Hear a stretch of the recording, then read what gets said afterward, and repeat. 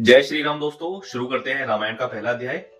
दोस्तों, रामायण के पहले अध्याय में सबसे पहले ऋषिगण इस संपूर्ण जगत के परमपिता भगवान ईश्वर को प्रणाम करते हैं और ऋषिगण बताते हैं ब्रह्मा विष्णु महेश जिनके अंश मात्र हैं उन परमात्मा को मैं नमन करता हूँ। सबसे पहले ऋषियों से यहाँ पर रामायण का प्रादुर्भाव शुरू होता है और ऋषिगण जो है श्री सूत जी से पूछते हैं कि कलयुग में लोगों को मुक्ति किस प्रकार मिलेगी। ऋषिगण जो भी सूत जी से पूछते हैं, सूत जी उन्हें सब कुछ वैसे का वैसा ही बताते हैं। ऋषिगण जो है सूत जी से आगे भी प्रश्न करते हैं कि प्रभु ने हमें बताया कि कलयुग में वेदोक्त मार्ग नष्ट हो जाएगा और कलयुग में नाटे शरीर के लोग होंगे, यानी छोटे शरीर के लोग होंगे और इनकी अधिक संतानें होंगी। कलयुग में अधिक संतान वाले लोग ज्यादा होंगे और उनकी आयु थोड़ी होगी। ऋषिगण इन श्लोकों के माध्यम से ये भी बताते हैं कि कलयुग में स्त्रियों का स्वभाव कैसा होगा और स्त्रियां किस तरह के आचरण में प्रवृत्त होंगी। आप ये श्लोक देख सकते हैं जिसमें यह बताया गया है कि कलयुग में उत्तम कुल की स्त्रियां भी छोटी बात करने वाली होंगी और हमेशा अपने पति का अनादर करेंगी। ऋषिगण कहते हैं कि कलयुग में ब्राह्मण लोग भी पाखंडियों का साथ करने लगेंगे और पाखंड पूर्वक बातें करने लगेंगे जिससे समाज पथभ्रष्ट हो जाएगा। ऋषिगण सूत जी महाराज से ये भी पूछते हैं कि कलयुग में इन सभी जीवों को मुक्ति किस प्रकार मिलेगी। मैंने आपको बताया कि ऋषिगण जो है सूत जी से ये सब बातें कह रहे हैं।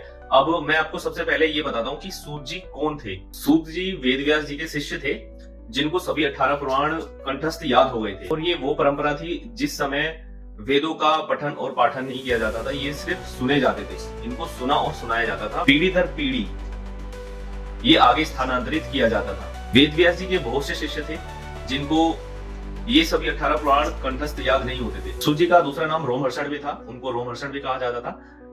ऐसा इसलिए कहा जाता था क्योंकि वो जब भी कोई कथा सुनाते थे या जब भी कोई पुराण सुनाते थे उनका रोम रोम हर्ष से भर जाता था, यानी कि वो खुश हो जाते थे, तो इसलिए उनका एक नाम रोमहर्षण भी कहा गया है। सूत जी पर मैं एक अलग से वीडियो बनाऊंगा, उसमें आप सूत जी के बारे में डिटेल में जान सकेंगे। लेकिन अगर आपको सूत जी के बारे में और भी ज्यादा जानकारी है तो आप कमेंट में मुझे बता सकते हैं, मैं अगली वीडियो में आपके नाम के साथ वो जानकारी शेयर करूंगा। ऋषिगण जब ये सब बातें सूत जी से पूछते हैं तो सूत जी उन्हें बताते हैं कि नारद जी ने जिस रामायण को सनत कुमार जी को सुनाया था वो मैं आपको सुनाता हूँ और जिस प्रकार उन्होंने सुनाया था मैं उसी प्रकार आपको भी सुनाता हूँ। रामायण वेदों की सम्मति के अनुकूल है, यानी कि अगर आप वेद पढ़ते हैं और रामायण पढ़ते हैं तो आप लगभग समान ज्ञान ही प्राप्त करते हैं।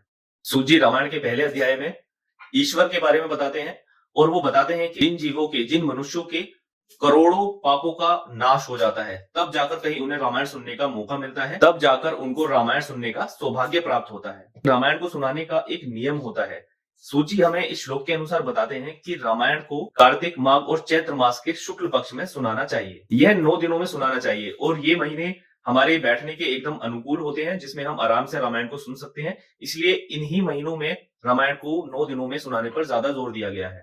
रामायण के अंतिम श्लोकों में सूत जी बताते हैं कि जब सोदास नाम के ब्राह्मण ने इन्हीं महीनों में रामायण को सुना था तो उनको श्राप से मुक्ति मिल गई थी। यहाँ पर हमारी पहली वीडियो समाप्त होती है। अगली वीडियो में मैं आपको बताऊंगा नारद ने सनत कुमार जी को जिस रामायण को सुनाया था वो किस जगह सुनाया था और सोदास नाम के ब्राह्मण को कैसे श्राप मिला और उनको राक्षस शरीर प्राप्त हुआ। मिलते हैं अगली वीडियो में। धन्यवाद, नमस्कार, जय श्री राम।